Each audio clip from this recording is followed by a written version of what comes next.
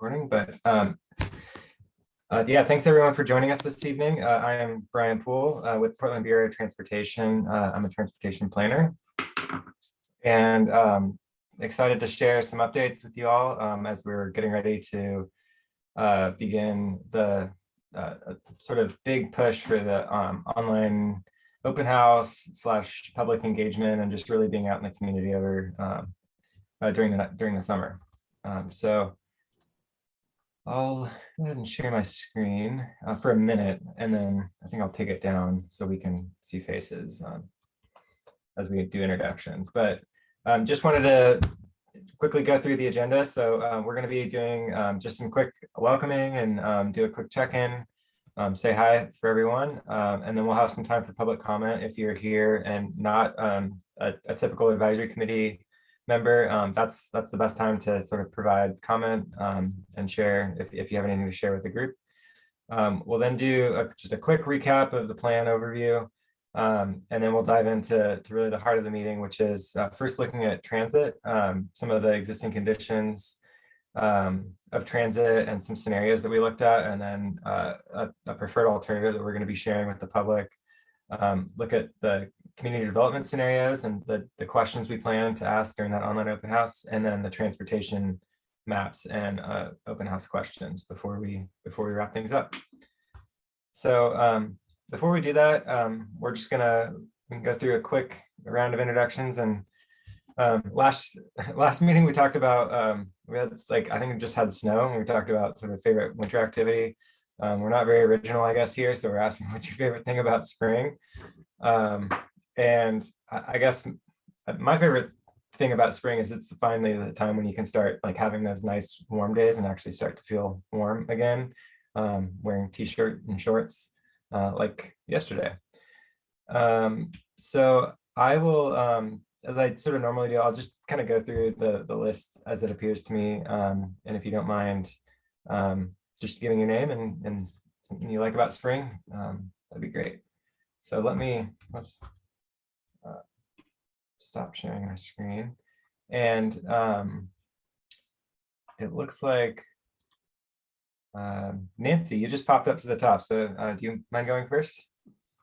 Sure. Nancychapin, president of 82nd Avenue Business Association, Brentwood Darlington resident. And my favorite thing about spring is warmth and flowers. They're so beautiful. Yeah. Thanks, Nancy. And I should have clarified, there's another Nancy joining us tonight. So Nancy Pierce, do you want to introduce yourself?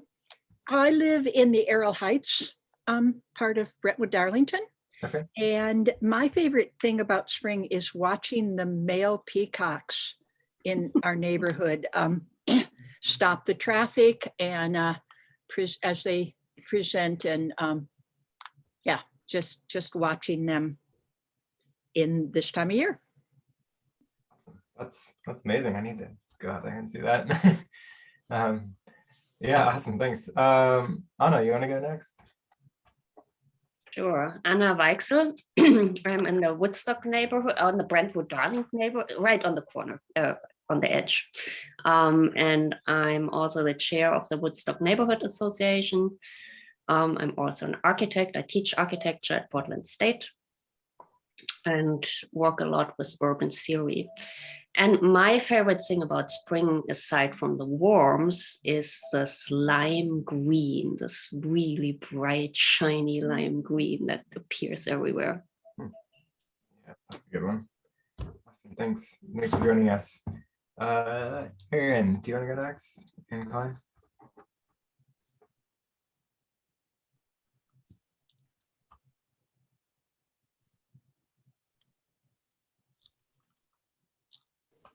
I think Aaron said in the chat that he's going to pass. So maybe Okay. for a second. Yeah. Yeah, no worries. Thanks. Carolyn, do you want to go next? Yeah, I'm Carol Ann. I live on 82nd in Woodstock. My favorite thing about spring is I have two very spoiled dogs and they get walked 3 times a day, which is excessive. So anytime spring comes around, I enjoy that we can walk in dryness. That's the big thing because having 2 wet dogs is the worst thing ever. So thank you. Great, yeah. You get a lot of steps in, walking 3 times a day. Gosh, great, thanks. Eleanor, can you go next? Yes. So I live at 67th and Carlton in Mount Scarlet, Arleta. My favorite thing is just spring in Portland. Seems like everything's just a little bit easier. But I've also come into our unfinished attic space to take this call, and I realized there's a backlog of Easter candy. So that might be my new favorite thing about spring. Yeah, that's great. Colors and candy. That's awesome. Yeah, Jed, can you go next? Yeah, my name's Jed Hafner. I think my favorite thing about spring is that it will still snow and then sometimes be like 70 degrees. And it helps remind me that I need to make plans for summer before it's over. Because I always let it get away from me. It's a good one. Reserve the camping spots before they're all full. Yeah. Okay, thanks. Kathy, can you next?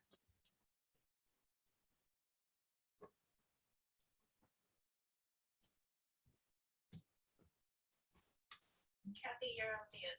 We want to hear what you have to say.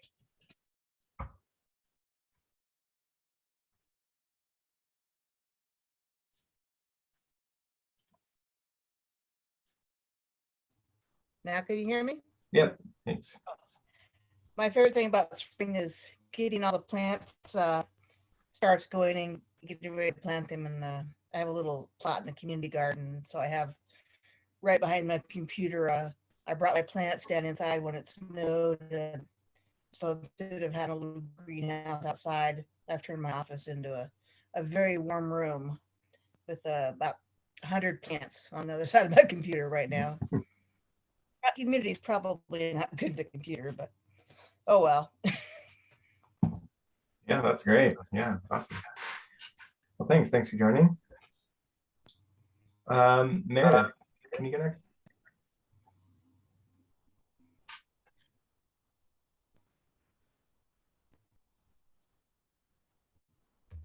Are you there, Meredith?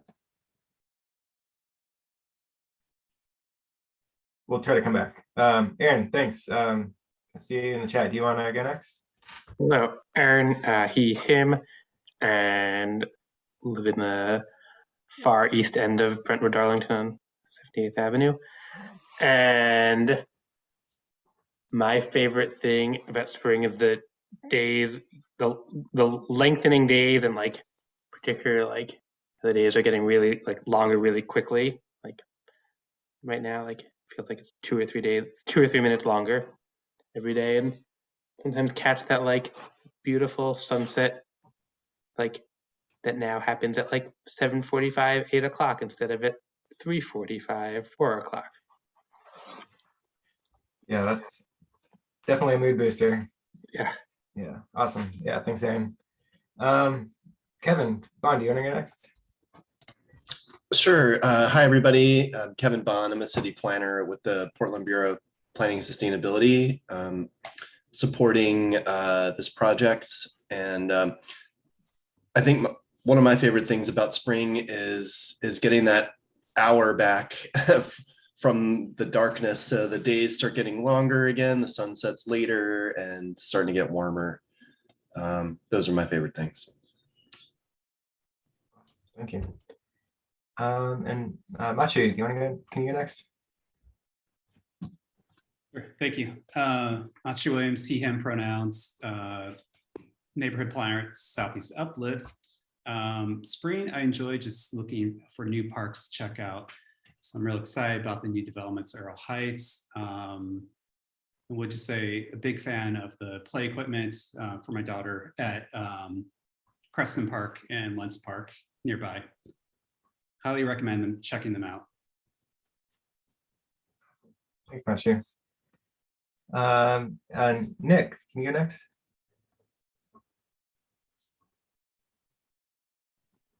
Hi, I'm Nick Sovey, he, him pronouns, and I live in Woodstock. And I work for Rose Community Development, which is a nonprofit that builds affordable housing in Outer Southeast. Great. Thanks, Nick. So my list is jumping around. Mike, can you go next? Sure. I'm Michael Kennedy. I live in Mount Scott, Arleta or Arleta. I'm not really sure which is which. And my favorite part about spring is all the flowers and the flowering trees and just the just vibrant colors that are everywhere this time of year. I've never lived anywhere that does this, and it's amazing. Yeah, the spring is very long, which is awesome. Yeah, thanks, Mike. Pam, can you go next? Hi, Pam Hodge, she, her pronouns. I live on the very southern boundary of Brentwood, Darlington at 58th and Harney Drive, and echoing others' comments, favorite things about spring are the warmer weather, at least intermittently so, and flowers. So we're hitting all the flower festivals, starting with Amity Daffodil and Newburgh Camellia, and up at the Woodburn Lilac Festival last weekend. And soon there'll be peonies. So it's a good time of year. Yeah, awesome. It's a good way to celebrate spring. Tim, can you go next?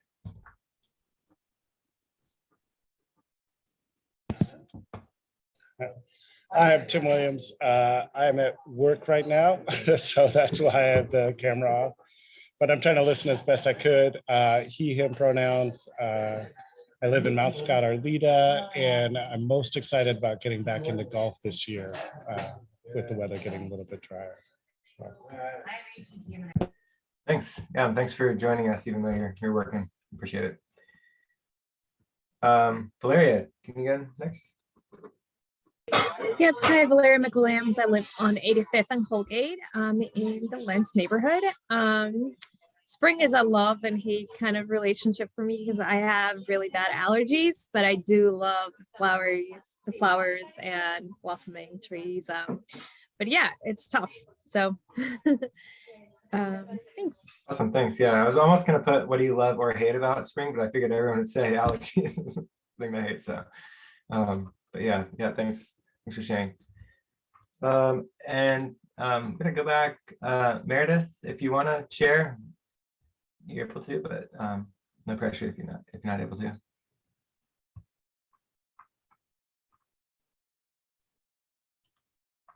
Anyone I missed?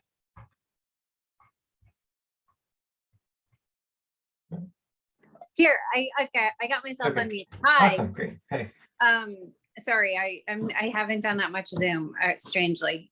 My name's Meredith. We live at 68th and Reedway, and we also own the Mud Pies Preschool at 76th and Duke. And we drive the retired Japanese fire truck. So if anyone's seen that around town, that's at least one of them is ours. And what do I love best about spring? Oh, the garden. I mean, everything blooming, just everything's pink and white. And then the garden is just still so much possibility. And I always hatch all these grand plans and then weeds and not liking to water or actually eat any of the things I grow. It gets in the way. But right now it's still like so much optimism. And I'm in the middle of the dinner fray with 2 young children. So that you can hear. Yeah. And I'll just go back on mute now. Happy to be here as best I can. Awesome, thank you. Yeah, thanks for joining. And then I saw that Mauricio Leclerc joined. Mauricio, do you mind just saying hello and who you're with? Absolutely. Sorry, let me get Marissa Leclerc. I'm a transportation planner. I work with Brian. I manage the area and project planning section of PAC. Thank you. Thanks. Awesome. So before we jump in, we do have a sort of a set time for public comment. So if there's anyone from the public, sort of a non-advisory committee member that wants to share anything related to this planning process or a comment specific about why you're here, now's a great time to do that.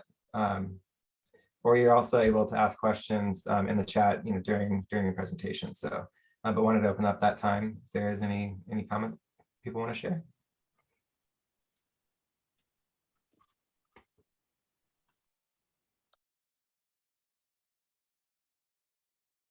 I do. Can I just jump in? Absolutely, yeah. The main thing, I'm not on the official planning committee. This is my first meeting, but the main thing I'd ask is, I noticed some comment about wanting to address the gravel streets in the area.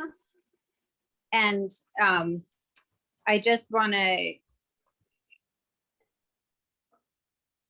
first commend the awesome gravel streets project that now goes through the town every 3 years and maintains those gravel roads, and point out that gravel keeps the temperature down, and it increases stormwater management. And there was another thing that I really like about gravel roads. Oh, it's like a natural traffic calming.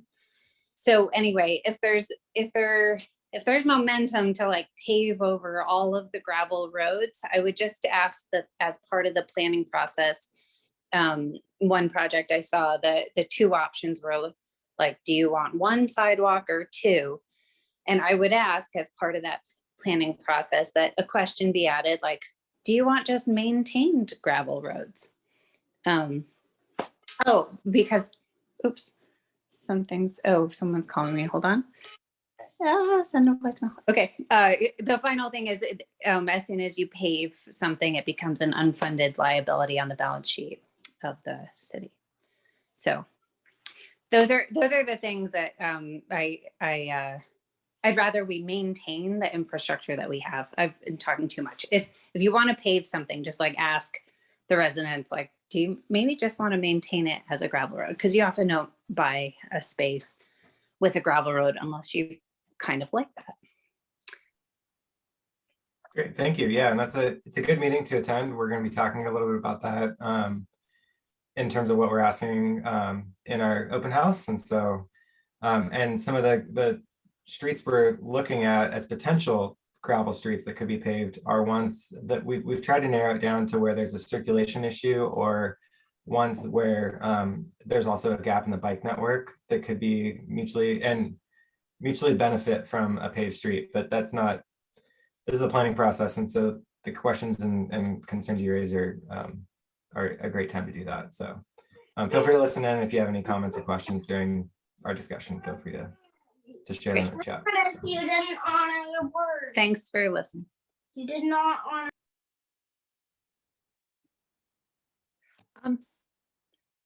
I'd like to say something briefly. Yeah, of course. I have lived in Errol Heights for about 20 years, and I have a large garden, and I care for children in my home, so I'm outside all the time, and so I know most of my neighbors. None of us, we really feel like we have been ignored and not communicated with. Not one of my neighbors knew about the lower Southeast Rising meetings, and we have gone to city council. I've signed petitions. I've been to community meetings. We really don't, I don't think, I would just ask that you communicate better, that a simple postcard to all of the residents that told about these meetings and gave us a way to have our voices heard earlier in the process. Many of us are quite unhappy about the direction that the transportation, the paving of our roads. I mean, we tried to object to it, and we're told there was no process for that.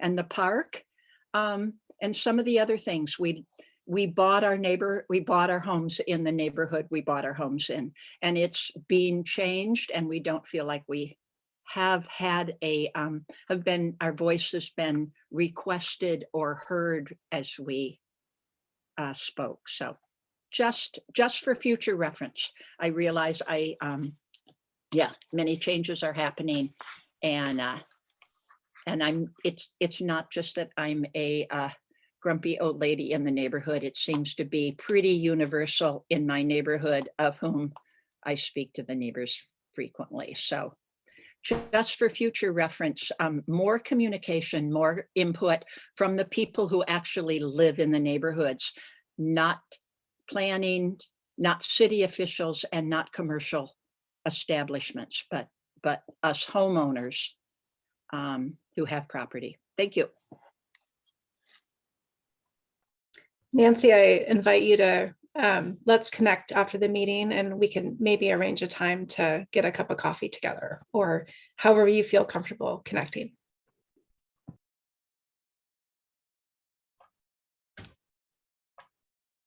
Yeah, and thanks. Anyone else?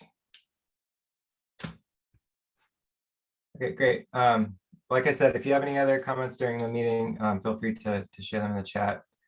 I'm going to go ahead and share my screen and just do a quick overview again of sort of this plan and the timeline where we're at, especially if we have a few new faces.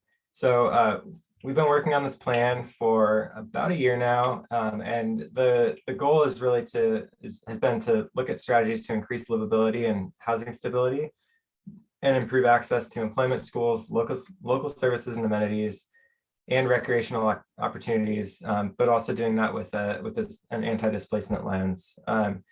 And the core focus of the plan is Brentwood Darlington neighborhood, and that's what the map on the upper right shows. But we are including portions of Woodstock, Mount Scott-Arleta, Lance, Errol Heights, sort of Johnson Creek, to sort of capture the movement and travel to and from and around the Brentwood Darlington area. And so you can see that map here. And we are about here. We're a little bit maybe behind. This maybe needs to be updated a little bit, but starting to develop some alternatives. And that's what we'll be sharing with the public and what we want to get some feedback on tonight in terms of how we communicate that to residents and neighbors during the summer months. But with that, I'm going to just go ahead and jump in. We promised to talk about transit tonight and some of the potential changes and things that we've been looking at. And so I'm going to do my best to do that. And I'm just going to try to find my notes here. Whoops, sorry. Because it'll be nope.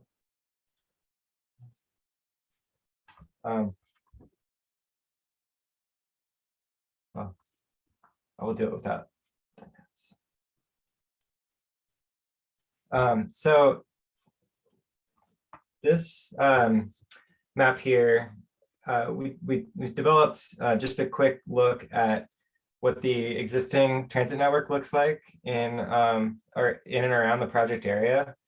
So we do have some frequent service lines, the line 72 around Cesar Chavez, the Lombard, and the 14 and the 72 on 82nd. So these lines here that you can see, the dark green are the frequent service lines. And then we also have some other infrequent service lines, which run about every 20 minutes. But you can see where the sort of transit, the lines run as well, along Steel, the line 10 along Steel and Herald, the line 19 that's along Woodstock, but then comes down 52nd to travel along Duke, and then 82nd. There's line 71 along 52nd. And so there are ways to sort of access the Lentz sort of town center via line 10, the Flavel Max Station via line 19, but these all sort of operate in somewhat of a radial line network. So going from the lower southeast project area into downtown. And as you can see here, there's some gaps in terms of where the routes, they're sort of direct service through the Brentwood Darlington neighborhood. So that's where these sort of desire lines are that we've shown here, just highlighting the fact that 72nd, there's just not a clear and direct connection here. So, you know, it's really challenging if you're at 72nd and Flavel and you want to get to Mount Scott Park or Community Center, or you know, getting from 52nd and Flavel to the Flavel Street Max Station. So there's just, or Woodstock, where we're seeing a lot of new development occurring, and it's sort of zoned to encourage that type of growth. But at 52nd, the line 19 drops down and it goes to Duke Street, and so there's a gap in service. So it's not. It just provides some challenges for people getting to going east-west in a sort of intuitive network. And I think this is sort of reflective of what we heard during the previous public feedback we got too, in terms of where people wanted to get to and from. So that's just in a sort of high level understanding of some of the issues and gaps that we have in the network. And this also, we hired a consultant, Jarrett Walker, to do some analysis of access to jobs, and they also looked at sort of some key places, how you could get to and from different locations. I didn't provide the whole memo here. We're working on developing a sort of revised comprehensive memo that we can definitely share out, which has a lot more of these type of maps. But this is just showing how access to jobs and places in 45 minutes at noon. So sort of midday, where can you get to the most sort of number of jobs from different areas? And this is a 0 to 50,000 is that white spot. So you can see it's in the Brentwood Darlington neighborhood. It's just it's a huge gap. I mean, the sort of other gap is the rail yard, and then going a lot further east in the Pleasant Valley. So otherwise, you know, there it's sort of starting to get Eastmoreland, Woodstock, portions of Lentz and Montecito have a little bit more access, but it's still, you know, comparative to some of the other neighborhoods, and especially into like the downtown area. There's a lot, there's just a gap in that sort of access to jobs that people can reach. Brian, I don't know if you can see, but Aaron has his hand raised. Oh, sure. Yeah, Aaron. I want to make sure I'm understanding the graphic. Does each of these colors, like white means that a person living or starting out any of these white areas, there's there somewhere between 0 and 50,000 jobs they could reach by transit in 45 minutes, whereas someone who's in one of these darker areas, there's a larger number of jobs they can reach. Correct. Yeah. So if you're sort of in this white little, I don't know what shape these are, hexagon. If you're in that hexagon, then you would be able to access via transit 0 to 50,000 jobs, versus if you lived on Division in Richmond neighborhood, you'd be able to access, you know, I think that's 250,000 jobs. So it's just the speed in which you can kind of go east, west, north, south to access those jobs. And I think that's just because like the previous slide showing the circuitous kind of routing you have to take to get to and from downtown and up elsewhere. Yeah, but good question. And we ran this for different things. So, you know, from the grocery outlet, how far could you get and so in the report that we can share, it has those different analysis points as well. But just as a high level showing the issues. And there are sort of wanted to call out that TriMet has a service expansion plan that they look at and consult when they're thinking of adding service. And a lot of this would be adding weekend service on line 10 is one thing that's called out in that service enhancement plan. Adding early morning and late night service on line 72, so doing a little bit more service there. And on line 75, and then there's a new line, that's 43, that would provide east-west service along Johnson Creek and Sully Bridge to connect Clackamas Town Center and Washington Square. So those would help improve service, especially, line 72 and line 75, but it doesn't sort of include major frequency upgrades. And so it wouldn't really eliminate that access gap that we're seeing, right? Like, because these are sort of late night, early morning, weekend enhancements, it still doesn't help with that access to jobs, especially sort of midweek and midday. So with Jarrett Walker, we worked to develop 3 alternatives, and those 3 alternatives were looking to improve 5 or address 5 transit needs. So one is that job access gap that we just saw the slide on, that's really centered on Brentwood Park. Jarrett Walker noted that it has the worst job access outcomes of anywhere in the city west of I-205. So really the only other part of the city is the tip of St. John's, which is a lot sort of further out from a geographic perspective than Brentwood Darlington. There's also trying to address the lack of continuous transit service on Woodstock. And that doesn't noted there's sort of higher density land uses there that we want to ensure has access to transit service. The lack of continuous transit service on 72nd and also along Flavel, and just the fact that even though it's close, there's not really a good connection to 82nd Avenue for residents of Brentwood Darlington. And then last is the lack of service in the 80s and 90s sort of street numbers in lengths, which is sort of a more dense part of the area and something that would be well served by transit.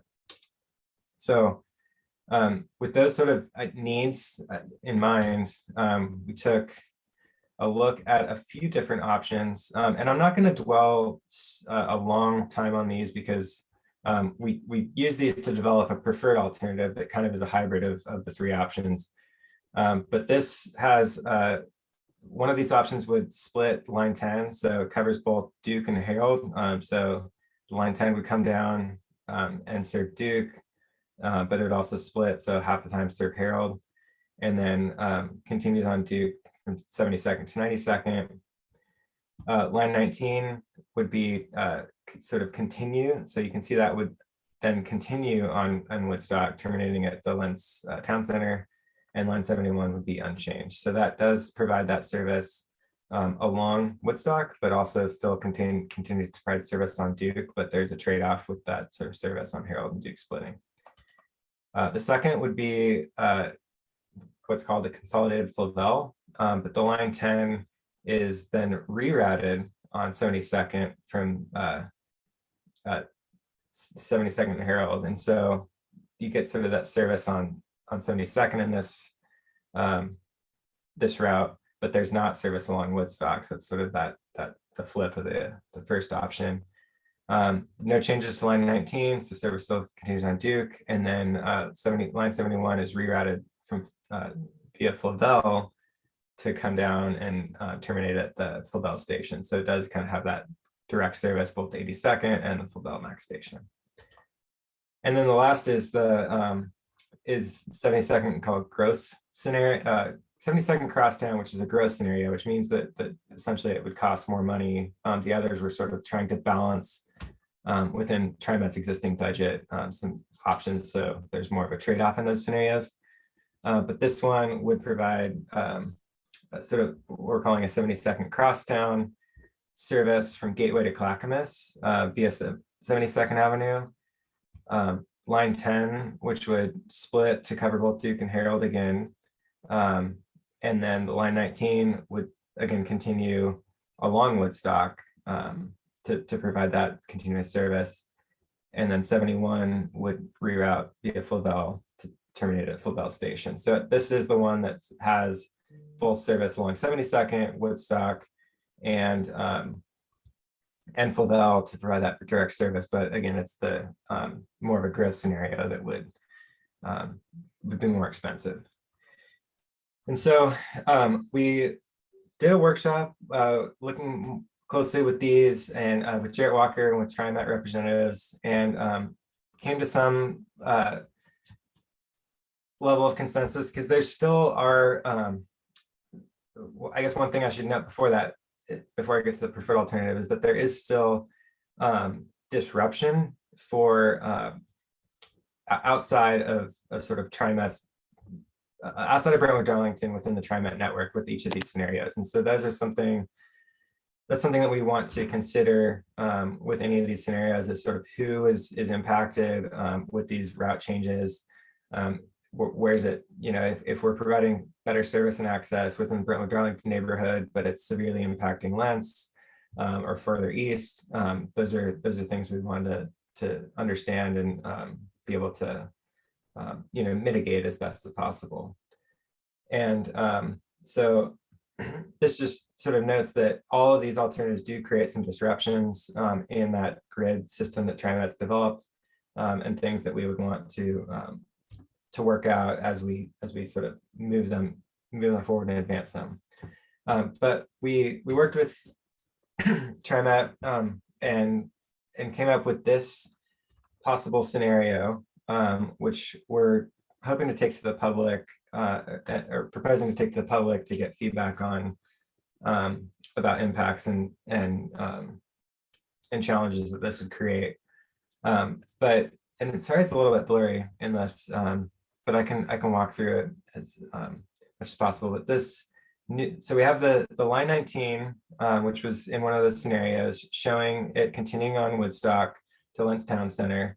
But rather than having this sort of split and switching off between Harold and Duke, in this, we're just proposing eliminating the service along Duke, which does create a pretty large gap between Woodstock and Flavel. But it does provide so that continuous service where we're having a lot of growth on Woodstock. And what we're also proposing would be a new line on 72nd, sort of line 10 continuing. So going from Steele to Harold and then coming down 72nd. And then expanding the line 71 service along Flavel further east, 72nd, to connect to 82nd and line 72, and heading out to the Green Line station. We feel like this does the best at aligning with the potential community development scenarios in terms of the potential future growth on 72nd and 52nd, as well as Flavel and Woodstock. But there are some trade-offs that we're still both want to get feedback from you all and residents about, especially like the elimination of service on Duke and then and on Harold east of 72nd, but also just thoughts and opinions about any of these changes. So what we're proposing to ask in that survey is there's sort of high level questions. We're probably going to add one or two more, but one is, how important is it to have continuous service on Woodstock between the Main Street and Lents Town Center versus that trade-off of keeping service on Duke Street? Another is the east-west service on Flavel Street from 52nd to 92nd Avenue and connecting to the MAC station. How much of an impact would that have on people's livability and sort of maybe the traction of using transit service? And then whether the service should focus more on adding frequency to existing service. So is that the major barrier? Just using sort of adding more buses more frequently, or is it changing or adding routes that's more important? And so what we're proposing to do is getting feedback on the open house about those changes and priorities, and then looking at what impacts these changes would have on sort of areas further east, and then talking with TriMet about those changes as they're actually currently looking at potential service and route expansion coming out of COVID. And so it's a good time to be getting feedback on these potential changes and possibly be able to make some changes if they're supported. So I know that was a lot, but hopefully you're able to follow along, and I'm happy to answer questions. It looks like Anna has a question, and Aaron, you still have your hand up. But Anna, go ahead. Yeah, thank you. So I'm just wondering about the scope of it. Maybe I missed that before, but it sounds like the availability of buses and drivers seems to be restricted, and it's just designing within what we already have available for buses and drivers and equipment for that. Is that correct? Yeah, so yeah. The two previous sort of routes we showed were the sort of revenue neutral, I guess, options. So that would be, yeah, same amount of drivers and buses. There's always the ability sort of in their future service expansion plans to add routes and add more buses, but that just, obviously it takes more revenue. So yeah. Because I think one of the biggest issues is, especially coming from further out and even further out east than our area, that's really depending on frequency, because Portland is, a relatively small town. And if your ratio of using a car versus public transportation is like tripling your time traveling one way, it's just nobody will actually switch over to public transportation. So what is super important is frequency. And what I also realized is that there are sometimes, especially if you have these larger areas between two routes, where you have to, where you could make a decision if you are in the center of it, do I take this line or do I take that bus line? That those need to have, how should I put that? That they have a slightly shift in their schedule. What I noticed is whenever I drive out here to the Woodstock or Brentwood Darlington area, is that all the buses who are going out here are leaving at the exact same time. So if I miss one line, I miss all the others as well. So there's no alternative saying for me, oh, I just drive out 2 more stations and go to the other bus to transfer further south or further east. And this is something that needs to be, I guess, discussed with TriMet, how that works better, so that there are actual alternatives to switch between the possibilities and alternatives, especially if you introduce this gigantic gap between Woodstock and Flavel. That looks very, very large as a gap to me. Yeah, good points. And yeah, that is, TriMet, I think, does try to space out their routes evenly, and that's where you're seeing that Harold, Duke, Flavel, right? It looks kind of just like a natural sort of spacing of routing. But we've got this sort of disconnect between Duke, not really in this plan, and just in our other sort of zoning, like there's not as much growth happening on Duke as there is and will be on Woodstock. And so yeah. And just to emphasize that point, Duke is predominantly zoned single dwelling, whereas Woodstock, where there's a gap from 57th to 82nd, where there's no transit on Woodstock, is predominantly multi-dwelling zoning. So as we have more units come online on Woodstock, it currently isn't served by transit. So that's where we're trying to weave in the land use and the transportation in our thinking. Yeah, no, that makes sense. But yeah, there's and that's why I wanted to show sort of those other options we were looking at, because there is still a potential, and even another hybrid scenario could be where Woodstock runs every 15 minutes on Woodstock, and then the next bus goes along Duke, for example, to sort of help fill in that that gap between. So like if you feel like you can walk up to Woodstock, and catch the next bus, that's an option. But if you prefer to not and wait for the, so there are potential change, like modifications that we could definitely be making with this. once we get feedback and hear. It looks like Mike has a question as well. Thanks, Marty. I think this is a great idea to add transit to Woodstock, given all the development. And I live where these apartments are going up, and there's so many cars coming in because there is no transit in this area. So it's great.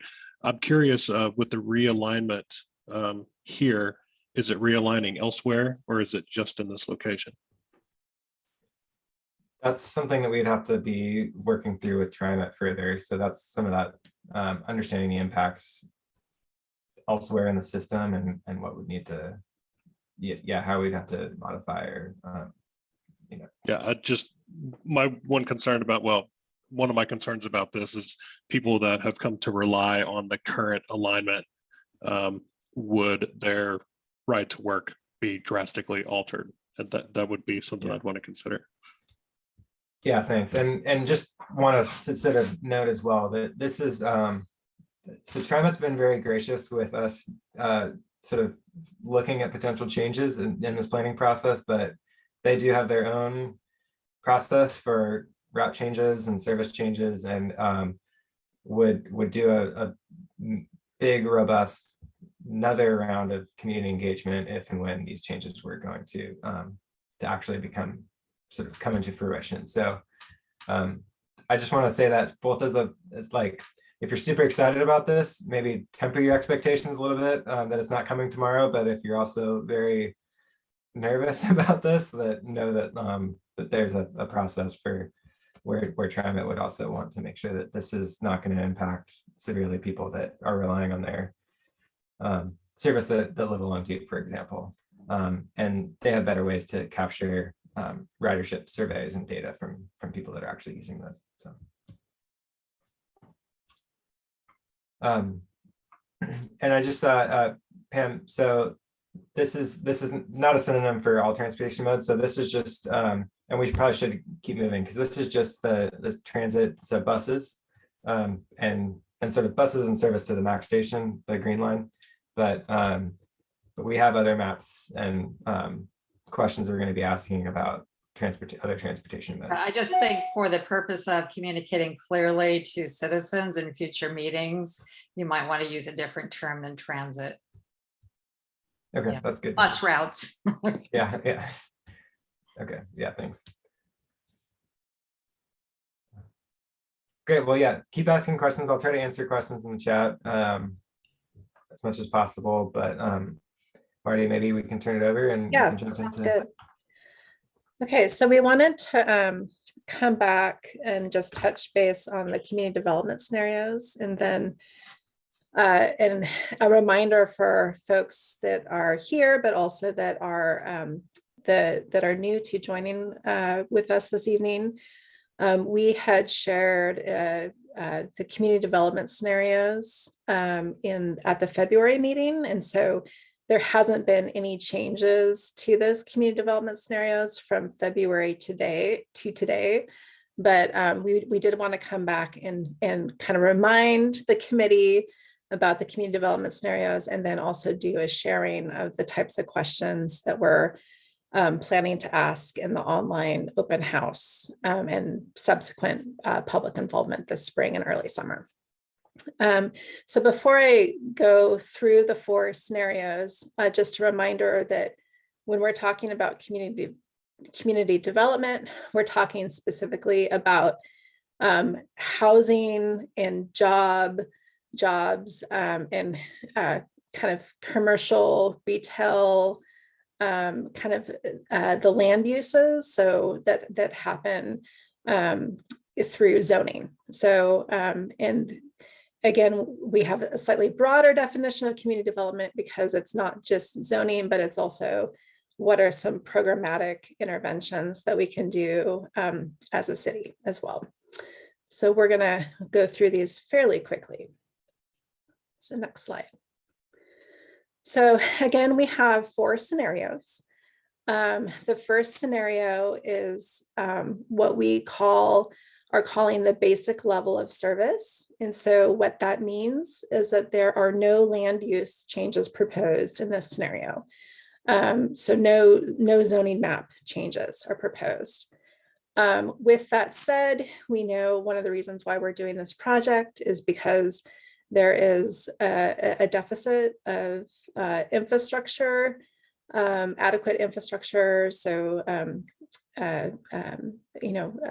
condition of roads and bicycle routes, et cetera, in this area.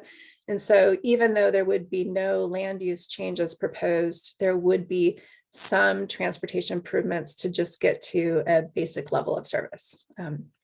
This is the map that you saw in February. Again, this scenario 1, and then the next slide is the questions that we're going to be asking.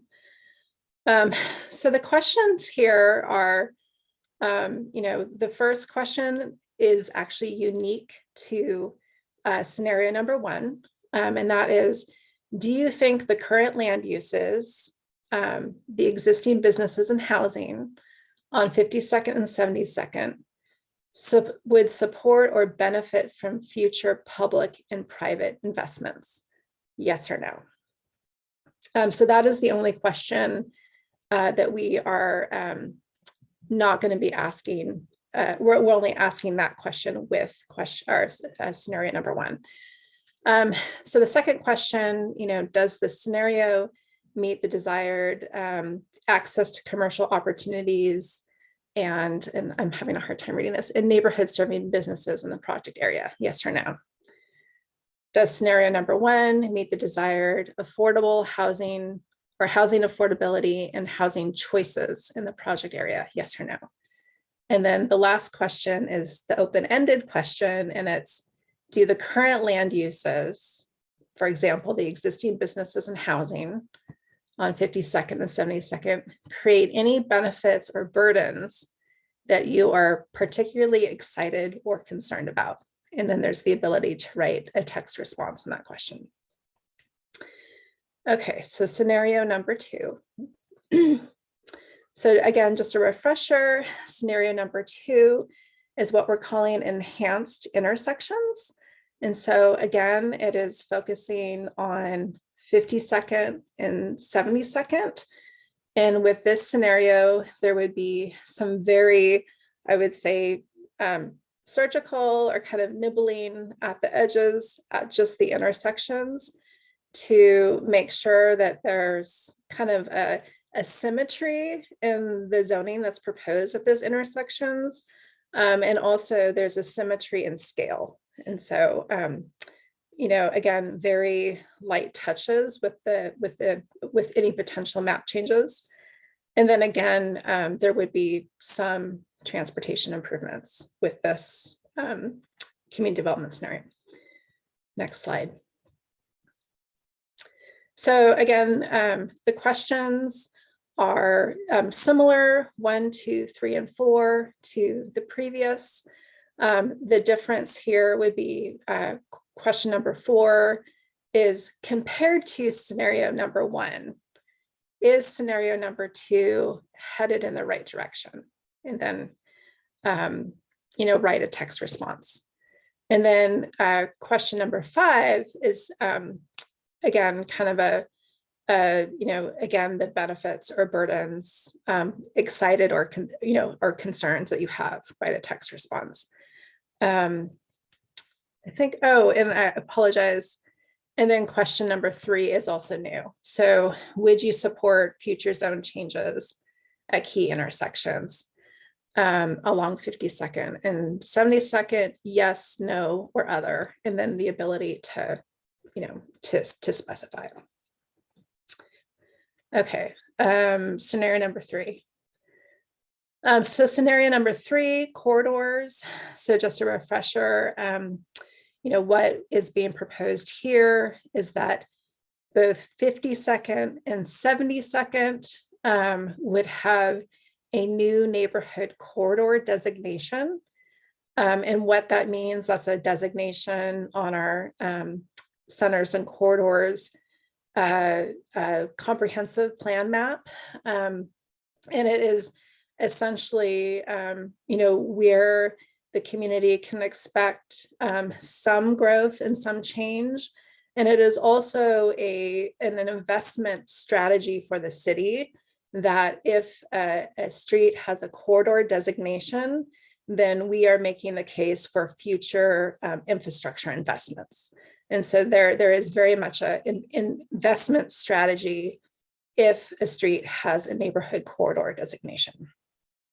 And then additionally, there would be some zoning map changes that would be, instead of just at the intersections, they would be more linear. So more making sure that both sides of the street had similar kind of symmetry along the corridor or the street.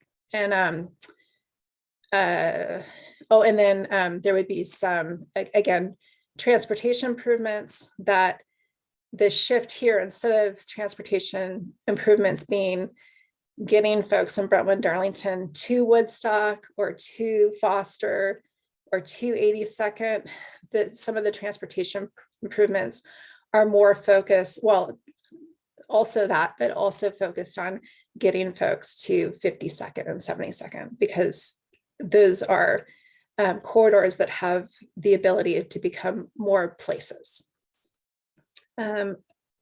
Okay, so next slide with the questions. So again, desired commercial opportunities and neighborhood serving businesses. Does this meet the desired affordable housing and housing choices? Question 3, would you support future zone changes along 52nd and 72nd? Question 4, compared to scenarios 1 and 2, is scenario 3 headed in the right direction? So there's, again, this kind of comparison question.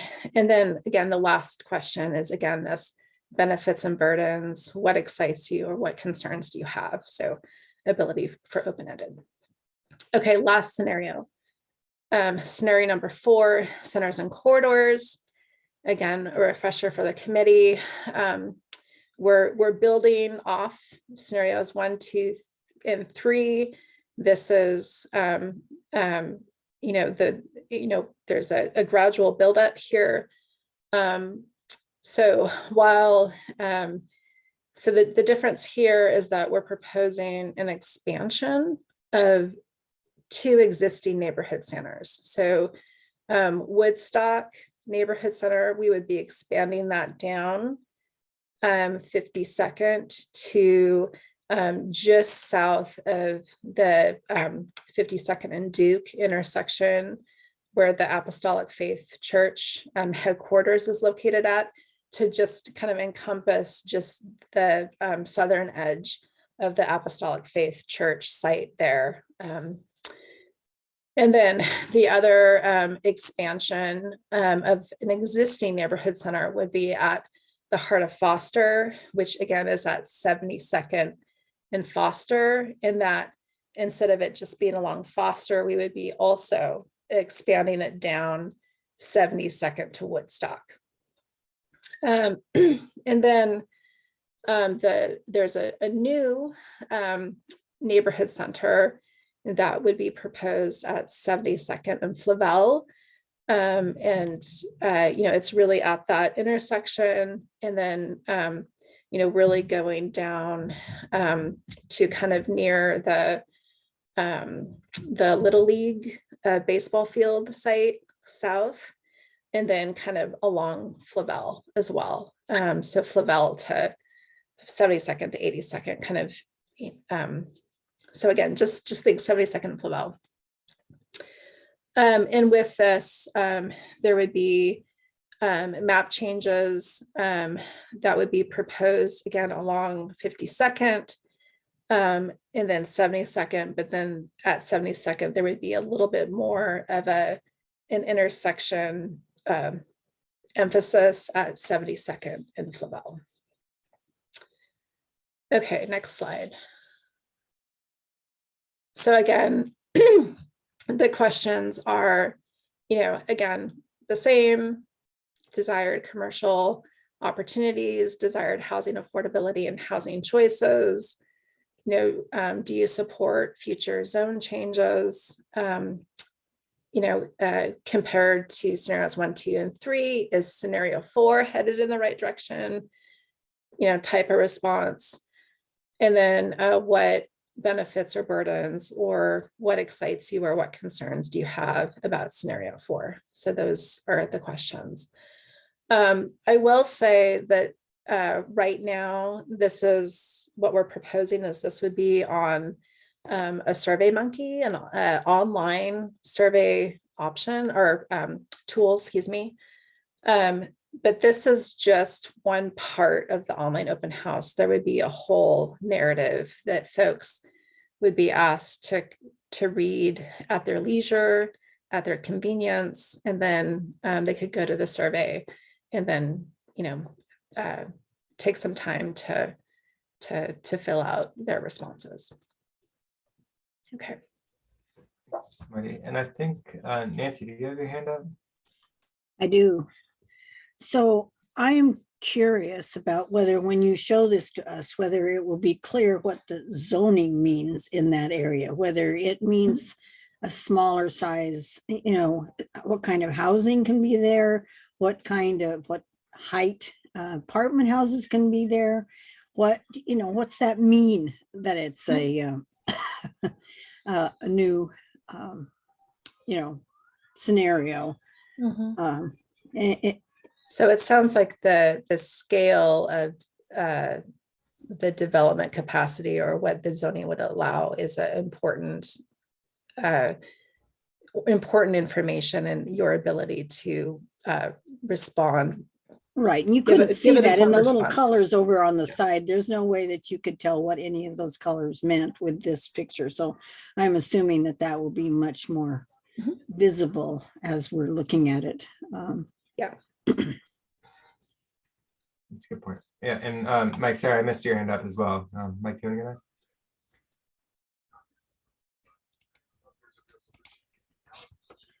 Is there going to be like a full analysis to go along with each of these so that people can read what the benefits and drawbacks are for each scenario? We have developed, and again, I think what's kind of a tricky spot that we're in right now is that these are still fairly early concepts. We're in a conceptual phase. And so it's a little bit like bubble diagrams. With that said, we have developed what's called a community development scenario matrix, which takes some of the goals of the project and does a little bit of a matrix comparison of, so access to commercial services, for example. There's not going to be a huge change in scenario 1.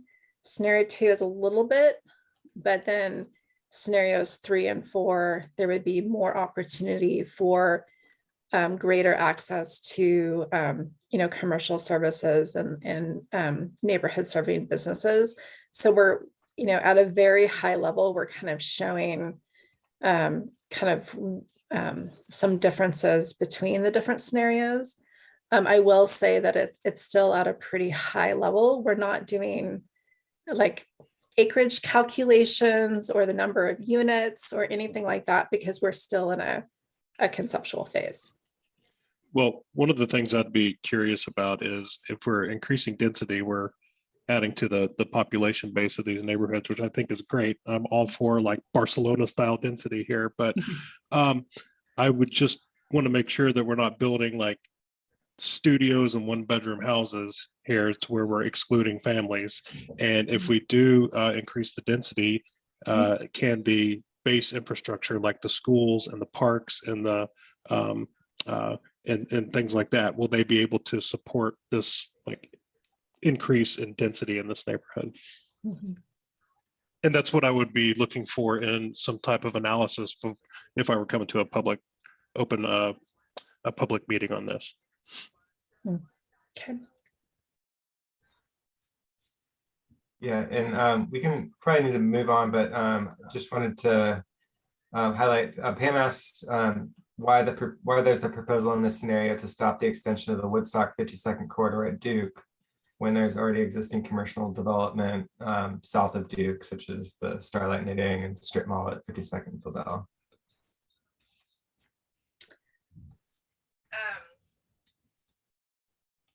So I think it's really, I wouldn't discount the neighborhood corridor designation as not as you know, that's also an important designation. So I think, you know, one of the reasons why we stopped it at Duke is because, you know, really there needs to be kind of a walk shed, you know, so from the Woodstock Neighborhood Center, you know, down 52nd to Duke still kind of functions as part of the Woodstock Neighborhood Center. But if you get much farther south, it does feel, you know, you're not within that close proximity. And I don't know if that really answers your question. And I also might see if Bill Cunningham wants to weigh in, because he and I have had some good conversations about just about kind of the limitations of doing a neighborhood center expansion. Well, in the last meeting, if I recall correctly, the southern boundary was going to be at least down to Flavelle Street, maybe. Not for the neighborhood center, for the neighborhood corridor, absolutely, okay. Yeah. Because scenario 4 is center plus corridor, so maybe I'm just confused. Yeah, it's so the neighborhood corridor designation right now is proposed from Woodstock all the way down to Flavelle Drive. But the expansion of the neighborhood center, the existing neighborhood center at Woodstock, would only kind of capture down 52nd to Duke. Okay, well, maybe that can be fleshed out so that citizens and other people besides myself sort of understand that planning distinction. Mm-hmm. Sure, that makes sense. I don't have much to add about that. Just basically, you know, the little commercial cluster at Flavelle and 52nd, even with that scenario, would still be there. It's more the center designation is really applied to a more continuous mixed use district, more contiguous. And a lot of the research shows for a district to be walkable, it's really good for it to be no more than about a mile across. Otherwise, you start drawing it too broadly and it loses its meaning as a compact, walkable place. But yeah, the general concept is Woodstock Neighborhood Center is a more contiguous whole center, while there could also be other nodes elsewhere, like at Flavelle and 52nd. It just wouldn't really be part of that continuous district. Thank you. Great. Marty, I might ask you to share this concept board link, and if you're okay, is it okay if we just kind of skip ahead on these? Or is there something you want to highlight before we go to the transportation questions? Not on these, no, but yeah, I'd be happy to share the concept board link. And again, the concept board link is the same link that was shared in February. It's just the ability for folks to spend some more time exploring the scenarios and kind of zooming in. Thanks. Yeah, and we can have plenty of time, hopefully walking people through those over the summer as well. I'm just gonna go. I know we tried to pack a lot into this meeting, and hopefully it's not too overwhelming. But you all have been great and asked really good questions. I'm just gonna go over these quickly of how we're sort of proposing framing the transportation improvements for the open house. And I'll really highlight, since we're going to talk about transit, the corridor and local street improvements, and then bike network improvements. So what we have here first is we put the major and local street improvements on one map, And what we're trying to do here is be responsive to the needs that were identified in previous rounds of feedback and engagement, and then some of our own analysis of where sort of the key issues or needs were. So these more purple lines are the streets we're calling major corridor priorities. Those are either sort of the more major busy streets identified in our transportation system plan, or ones that function as such just because of higher volumes. And we don't specify here. We're going to have a corresponding table that sort of calls out some specific needs for each of these corridors. So in the table, it would say for Woodstock, for example, more crossings needed between 52nd and 72nd, bike lanes and traffic calming on Steel, improving, upgrading the sort of existing bike improvements on 45th and adding more crossings. So each of those have some nuance, but really it's just in general that these streets need to be improved. And then we have the green lines are the proposed local street priorities. Those are sort of needing traffic calming, places where there's sidewalk gaps. Then there's these zones of traffic calming, which I explained in a previous meeting. We are using at this sort of earlier stage just to highlight areas where speed management's been identified as a need, and not calling out specific streets, but thinking about those holistically. And how do we sort of improve those areas, and also have that conversation about building sidewalk versus slowing speeds and trying to make it more of a people-oriented street. And then these brown lines are the paving priorities, which are not all the streets that are gravel, but still a lot. And we want to have help from the public identifying which of these they feel like should be identified for future consideration for paving upgrades. So Meredith, if you're still on, don't be too alarmed that we're not proposing paving all these streets, but that we want to better understand. And these streets are the ones we identified is really for circulation around Main Street. So for Woodstock, for example, but wondering whether we should be looking at Tolman, Henry, Martins, Knight, so that's where those lines are on there for. And asking these survey questions. So making sure that we're capturing all the major street needs, or if there's others that we're missing on here, both local streets, traffic calming areas. And then trying to better understand, should we disperse improvements across, so add a crossing improvement on Woodstock, add one on 52nd, add one on 45th, or should we be prioritizing Woodstock and like everyone, if the feedback is Woodstock is the highest priority, make all the improvements on one or two corridors. So trying to better understand that. And then looking at the sidewalk construction. So should we build sidewalk on fewer streets, so where there's really a high need, or should we look at traffic calming and using those dollars sort of more spread out and where we can do traffic calming on higher number of streets. So that's the major and local streets. And then for the bike network, this just shows the existing bike network. We do have some funded projects, some funded neighborhood greenways. You can see the 60s, 70s, and then along Ogden and Knapp, but there are still some gaps that exist that need to be filled clearly, and just improving sort of east-west, north-south connectivity. So we have a lot of routes shown, and what we're showing here, the dashed are upgraded bike lanes, and then new neighborhood greenways are the thick green lines, new bike lanes or bike facilities on busier streets are the blue. And then we also highlighted the paving. So on some of these neighborhood greenways where paving would be needed, we wanted to call that out, which could help further prioritize streets that potentially need to be paved, and at least for sections of them, like Ramona here.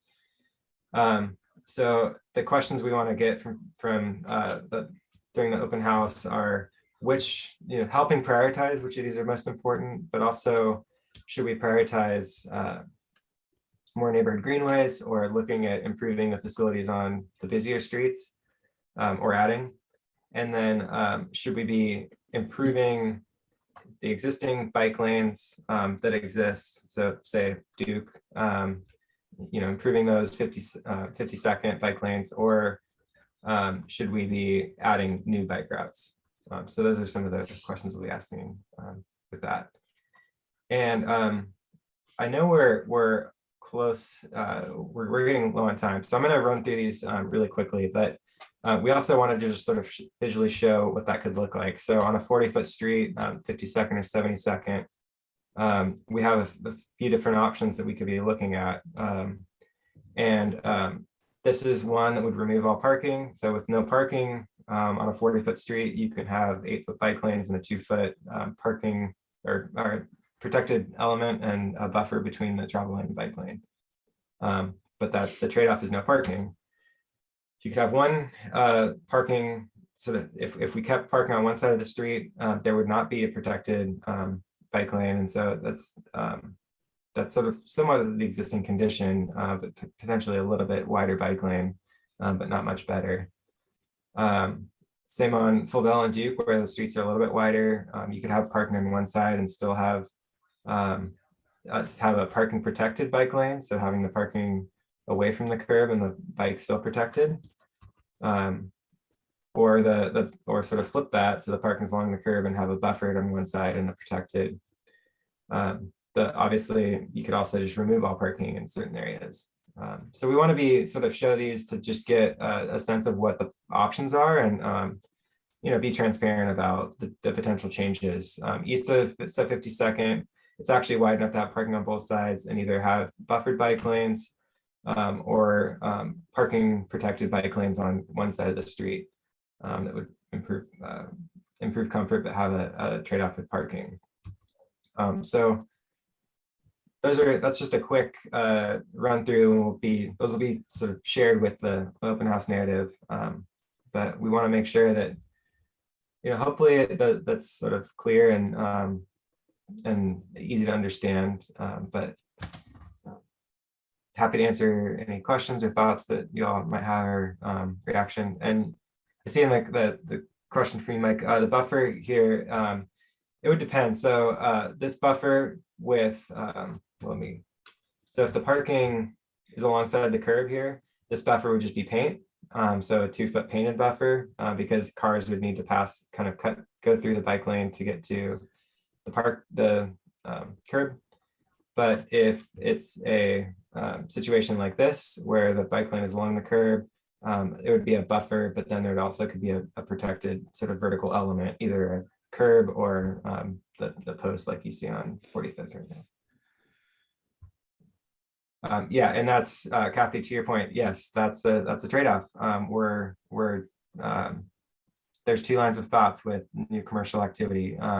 There's people that think we want to provide easy access for people on bikes to get to that commercial activity, and there's others that feel like we should be having access for people driving to get to that commercial activity. So that's something we want to get feedback on during this planning process.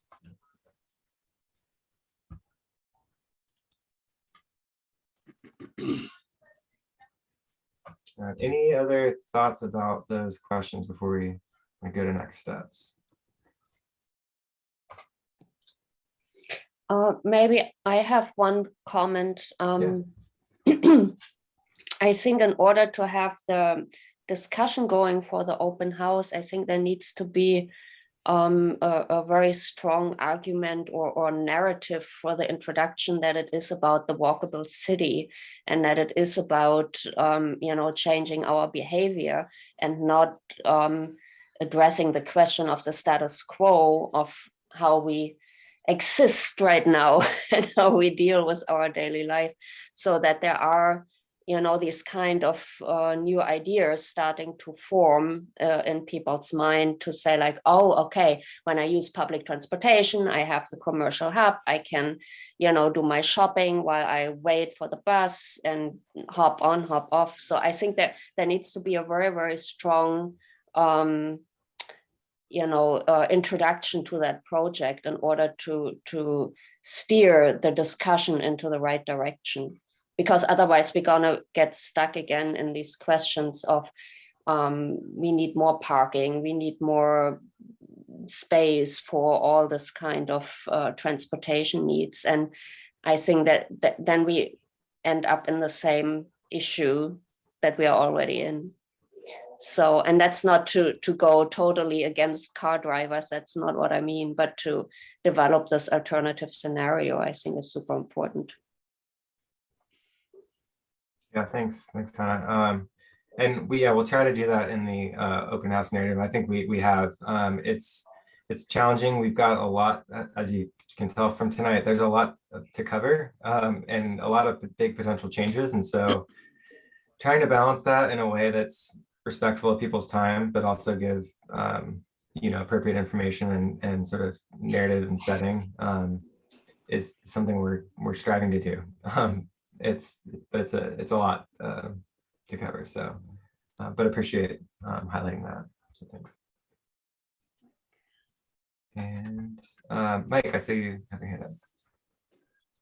Yeah, I fully support what Anna said, and that is part of what I wanted to say. But I also think that it's really important to drive the connection between creating a walkable city, walkable spaces, and more infrastructure for alternative forms of transportation rather than parking, and building denser neighborhoods for our pending climate challenges that are coming. So I think it's really important to draw those connections between what transportation has gotten us into and how important it is to go in an alternative direction and tie it into how it's supposed to meet with the city's climate goals. Thanks, Mike.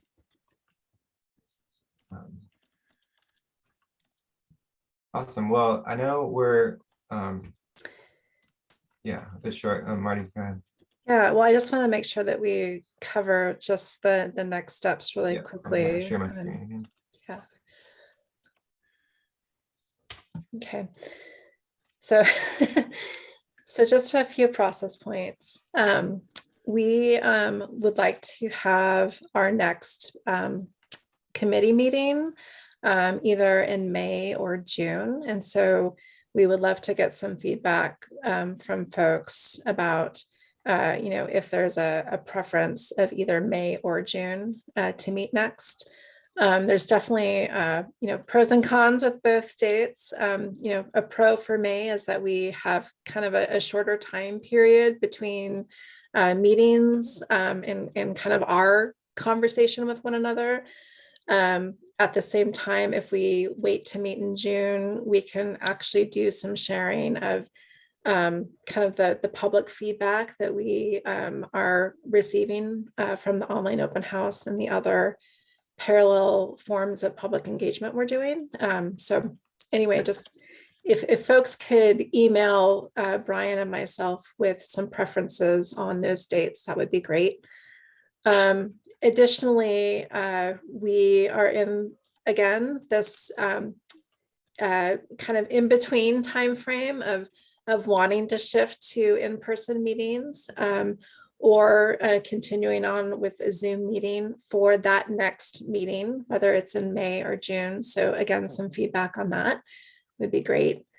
At this point, we're proposing to kind of take a pause, kind of like what we did last summer for July and August, because that is a very busy public involvement timeframe for us. We need to be out meeting with, various community groups. We are kind of conceptually thinking about hosting some walks along 52nd and 72nd. There's been a desire to do another bike ride, but specifically along some of those proposed, bike alignments that Brian just shared this evening, so people can kind of compare and contrast. And so again, the thought would be that our May or June meeting would be the last meetings before we go into this summer public involvement, and then we would start up again, of course, in the fall. And then Marty, so in the chat, it was just raised that June 20th is the Juneteenth holiday celebration. Oh my goodness. Thank you. Yeah, so maybe we need to find, if we don't do May 23rd, maybe we just do a doodle poll and try to find a different alternative date. Okay, yeah, and thank you for bringing that to our attention. That's helpful. Again, just for the purposes of the online open house, we are trying really, really hard to get this online open house launched in the beginning of May. So we would love to get your feedback on it. I will, get out the PowerPoint first thing tomorrow morning, but we would ideally love to get your feedback this week. So by the end of the workday on Friday, because we're trying to get this launched early May. Yeah, and we were hoping we would have loved to have like a dummy page that was shared with you all to provide comments and feedback on, but we just couldn't get it to work with our bureaucratic process. So forgive us, and hopefully the PowerPoint's sufficient to kind of get a sense of what we're going to be asking. Hey, I'm sorry.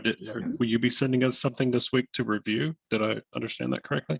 No, so we'll be just sending you again this PowerPoint presentation, and then and just kind of the samplings of the survey questions that are in this PowerPoint, as well as various maps that are in the PowerPoint to get your feedback on.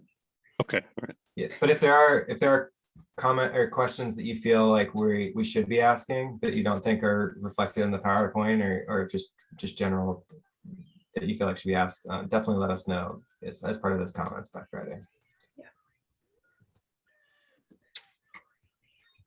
And then just for the project team, so you know what we're working on, we're trying to launch this online open house. And so there's about 10 of us on PBOT and then on the Bureau of Planning and Sustainability that are working in concert with one another to get this launched. And then once we get it launched, we'll be pivoting to the in-person engagements that we touched upon, that I touched upon earlier on this slide.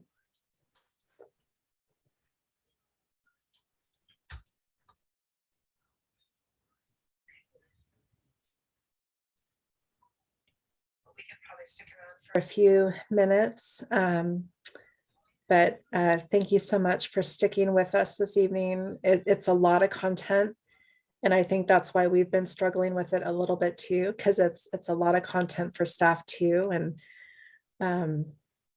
but just continued patience with one another on this. And appreciate everyone's comments in the chat too tonight. If we miss something, we'll follow up and try to catch up on that as well. So thanks. But otherwise, have a good evening. Enjoy the last bits of daylight, and we'll see you all again soon. Bye-bye.